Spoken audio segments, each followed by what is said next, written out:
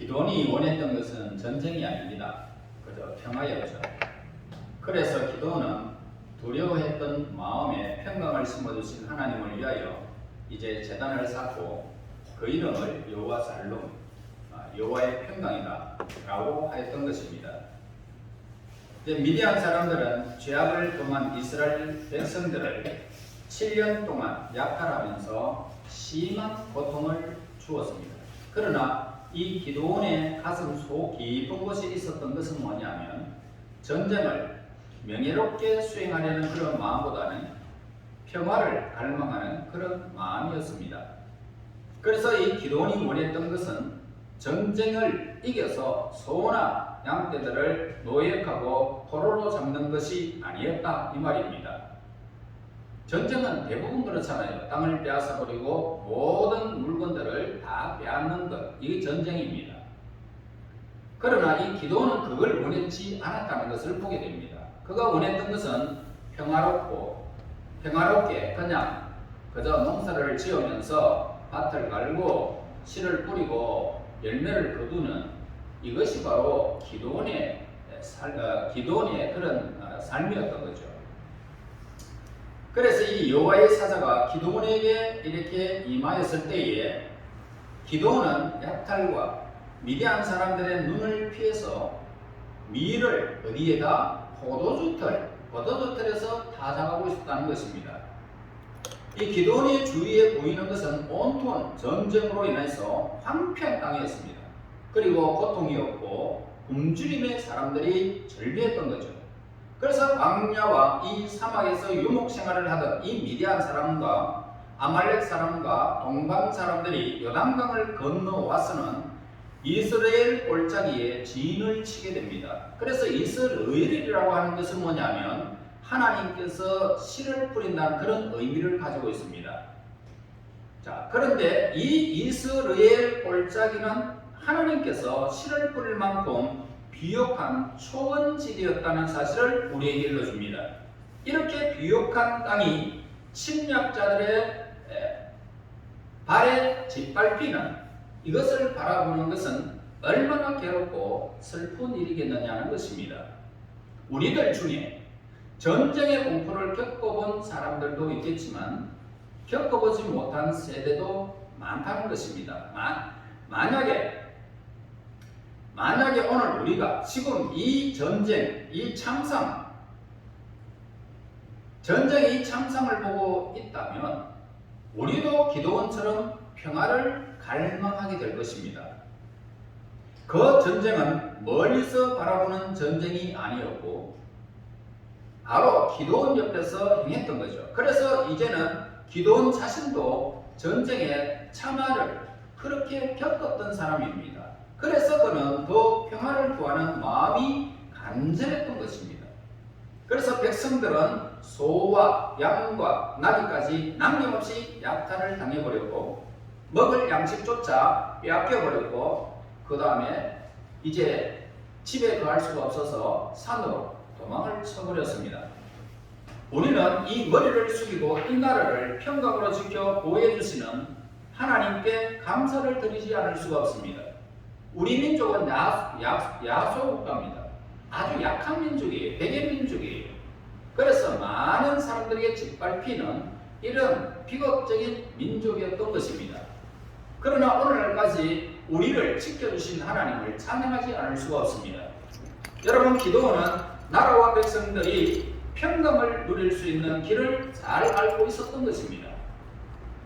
오직 하나밖에 없는 이 평강의 길은 하나님께서 보낸 선지자의 말처럼 오늘 이스라엘 백성들이 여호와 하나님께 돌아오는 길밖에는 없습니다. 여러분, 이 땅 위에 하나님께서 주신 그 기업을 누리는 사람만큼 행복한 사람은 없는 것입니다. 하나님께서 함께 하실 때에만 사람들은요 참된 마음의 평강을 얻게 되기 때문입니다. 우리 마음속에는 만약에 평강이 없고 하나님의 사랑이 없고 하나님의 은혜가 우리에게 없다면 어떻게 될까요? 우리나라의 백성들이 평강을 누리고 있지 못하다면, 하나님께서 우리와 함께 계심을 확신할 수 없다면 우리는 죄를 여치고 용서를 구하는 마음으로 하나님께 돌아가야만 하는 것입니다. 인생이 참된 평강을 누릴 수 있는 길이 뭡니까? 오직 하나님께, 예수님께로 돌아가는 길밖에는 없다는 것입니다. 기도원이 이스라엘 백성들이 당하는 이 고통을 생각하면서 일을 하고 있을 때에 여호와의 사자가 그에게 나타나게 됩니다. 그래서 하나님께서 그와 함께 계시다고 그렇게 여호와의 사자가 말을 하고 있는 것을 보게 되죠. 자, 11절 보세요. 여호와의 사자가 기도원에게 나타나게 됐을 때 큰 용사여 여호와께서 너와 함께 계시도다. 자, 우리가 믿음으로 의롭다 하심을 받은 것과 하나님께서 우리와 함께 계시다는 확신을 받는 것이 얼마나 기쁜 일인지 우리는 잘 알고 있습니다. 우리가 하나님께서 영원히 함께 계시고 우리를 도와주시며 우리의 방패가 되어주신다는 것을 확신하게 되어진다면 우리는 늘 감사하면서 기도하면서 참된 하나님의 평강 가운데 거하게 될 것입니다. 여러분, 저는 농장을 했잖아요. 그러니까 소를 먹이는 그런 농장을 이렇게, 그것도 한 70여 마리를 이렇게 먹이는 그런 농장주였습니다. 그런데 이 소값이 얼마나 내려가 버리는지 정말 형편없이 내려갈 때가 있었습니다. 그것만 바라보고 있는 나에게 얼마나 실망감이 크겠습니까? 그런데 소가 한 마리가 잘못되어져도 얼마나 큰 타격을 입는지 모르는데 하나님은 그때마다 나에게 눈으로 보여주셨습니다. 하나님이 함께 하심을 보여주셨단 말입니다. 소가 비틀거리고 그리고 곧 죽어야 하는 그런 과정에서도 하나님은 그 소와 함께 하는 모습을 보았습니다. 안 죽고 살아나고 그 송아지가 커가지고 또 새끼를 낳는 이런 엄청난 기적을 체험했고요. 어느 날 돈뭉티기가 어디로 갔는지도 알 수 없는 돈뭉티기가 소값이 확 내렸을 때에 소가 봉창을 떴습니다. 봉창을 막 뜯으니까 내가 그 봉창을 받고 나면 이런 캐비넷이 있었습니다. 그걸 갖다가 이렇게 또 끄잡아내는데 돈이 한 뭉치가 툭 떨어집니다. 그래, 나는 그 돈이 있는지도 없는지도 모른 채 살아왔지만 그 돈을 찾게 하시는 이는 하나님이죠. 소를 시키더라고요. 소를 시켜.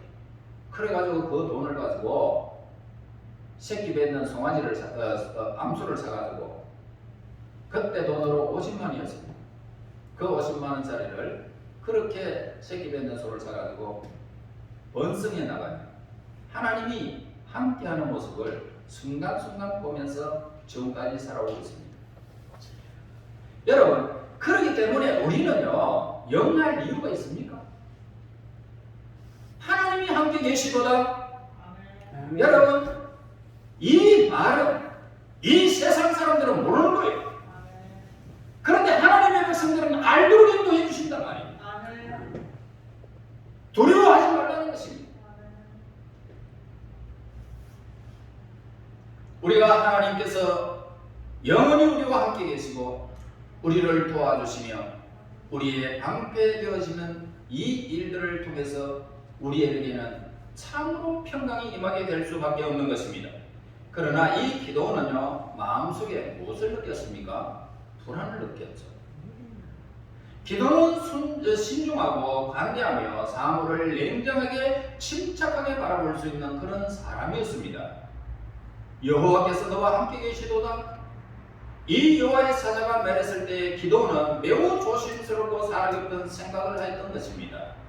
그러자 그의 마음속에는 의문이 일어나기 시작합니다. 여호와께서 나와 함께 계신단 말입니까? 정말입니까? 아니면 내가 정신이 혼미하여 헛것을 보고 들었던 것입니까? 그래서 기도원은 자기 앞에 나타난 자가 정말 여호와의 사자인지 정말 하나님께서 자기와 함께 계신 것인지 확인하기 위하여 표징을 구하는 것을 보게 됩니다. 여러분, 우리도 우리의 영적인 문제에 대하여 확신을 잃고 의문이 생긴다면 기도원처럼 이 의심을 해결하고 우리는 넘어가야 되는 것입니다. 하나님께서 정말 여러분과 함께 계십니까? 마음속에 하나님의 평강을 여러분들이 지금 가지고 간직하고 있느냐고요. 만약 의심이 든다면 그대로 지나치지 마시고 기도원처럼 하나님께 기도해야 됩니다.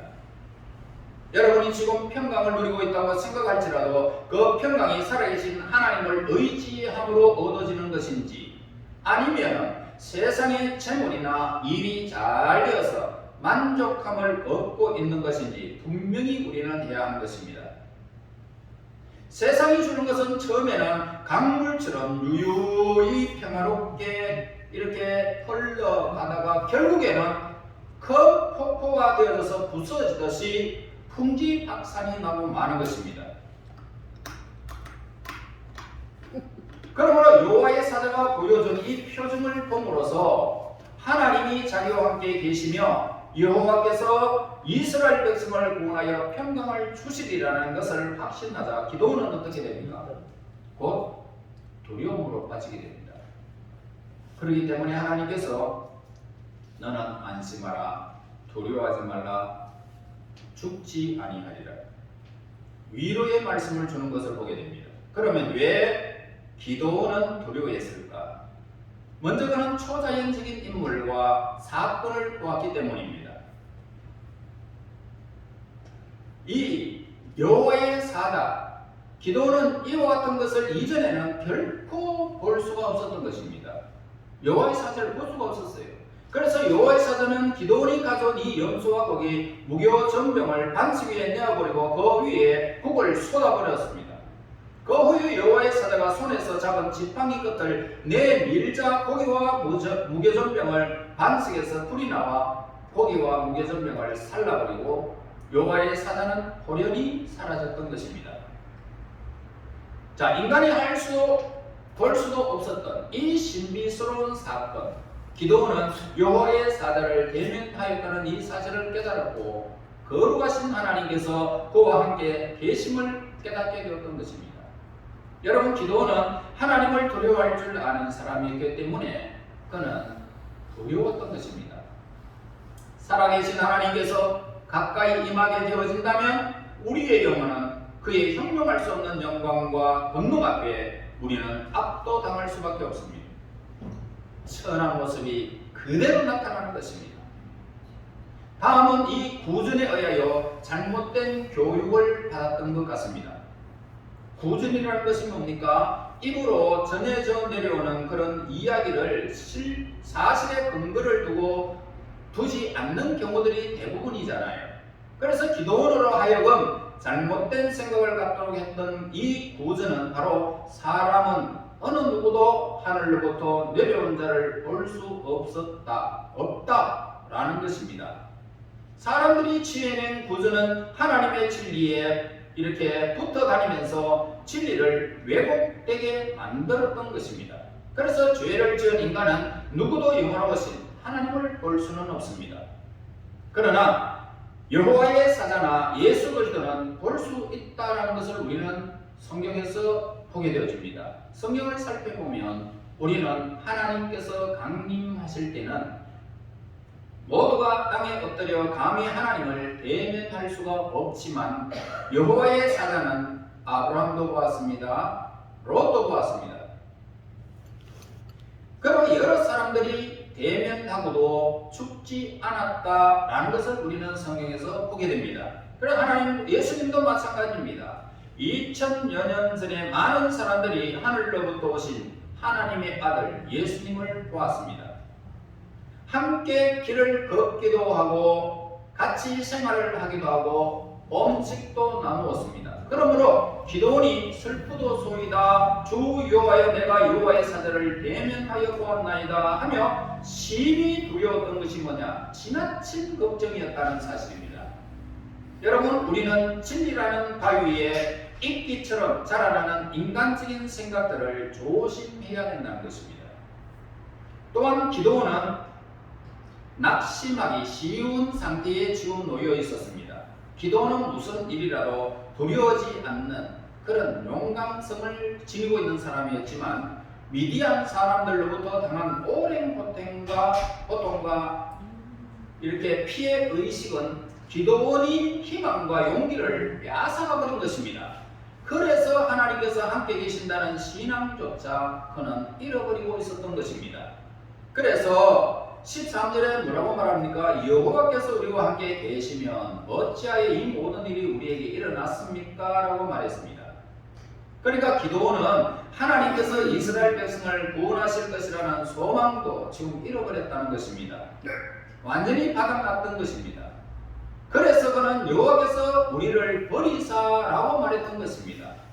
이러한 순간에 하나님께서 여호와의 사자를 통하여 나타나셔서 하나님을 의심하고 있던 이 기도원은 기쁨에 앞서 두려움에 사로잡힐 수밖에 없었던 것입니다.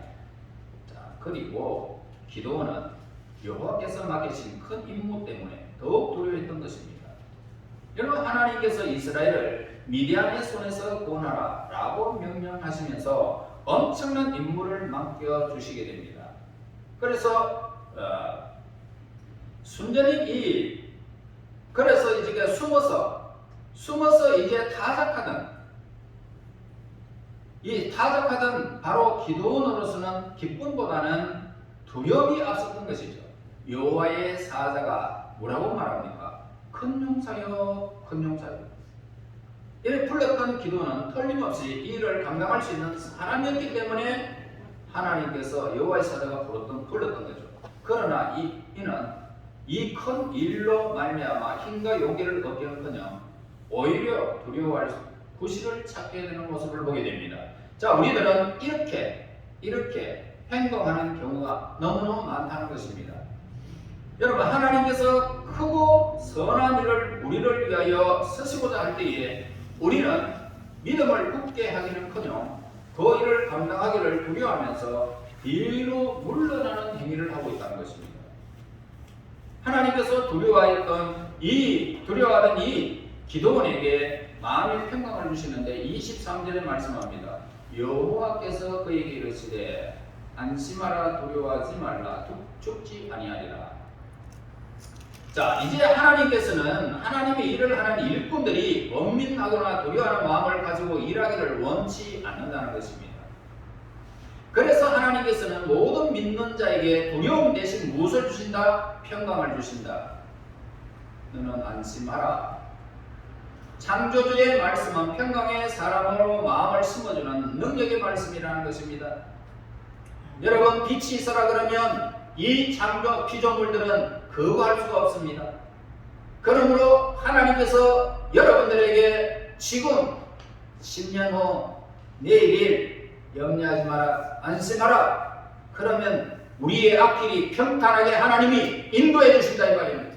아멘. 여러분, 어떻게 그 말이 응하지 않습니까? 아멘. 여러분들에게 내가 복이 되게 하리라. 네 손대하는 일마다, 너 발자취마다 내가 복을 주리라. 복이 되는 거예요. 아멘. 어느 누구 하나님의 말씀을 거부할 수 없어요. 제가 여러분에게 안심하십시오 라고 했다면 그저 좋은 말에 불과할 것입니다. 그지요? 위로의 말이구나. 그러나 하나님께서 안심하라, 평강이 네게 있을지어다 라고 말씀하셨다면 말씀대로 그대로 여러분들에게 평강이 임하게 된다는 것입니다. 하나님이 하시면 그렇게 되는 거예요. 그리고 두려워하지 말라 말씀하셨죠? 그러면 우리에게 용기가 솟아나는 거예요. 이 말은 짧은 풍성한 의미를 가지고 있다는 말입니다. 여러분, 이 말이 두려움이 끝나버렸다는 것입니다.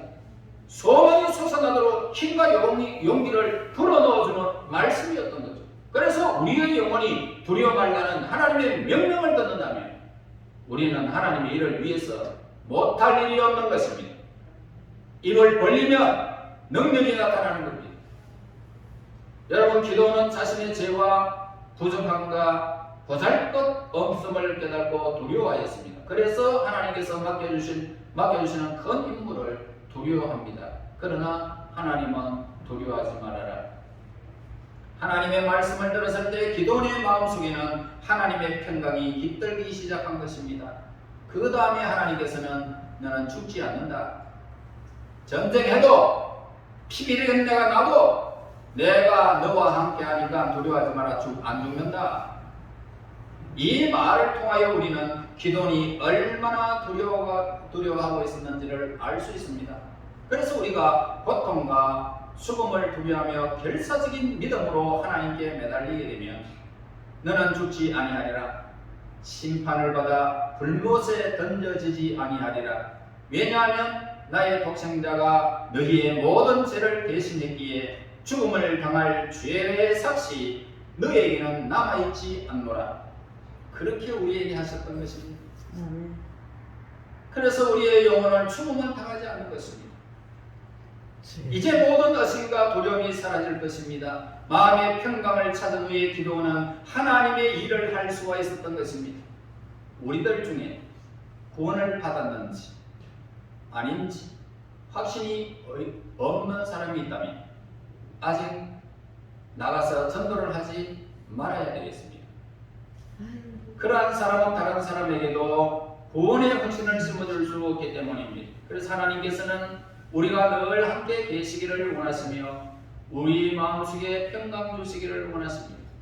우리가 믿음으로 간절히 기도하게 되어지면 하나님께서는 우리 마음속에 의심을 확 제거시켜버리고 그 다음에 하나님께서 우리의 삶의 믿음대로 행하는 그 모든 일에 복을 주심으로 하나님의 사건을 보면서 평강을 누리고 두려워하지 않는 마음을 우리에게 심어주시는 것입니다. 아멘. 여러분, 하나님의 평강이 임하게 되어진다면 오늘 우리는 기도원처럼 하나님의 일을 시작하게 되는 것입니다. 만일 하나님께서 우리들을 사랑하신다면 우리에게 하나님의 일을 맡기실 것입니다.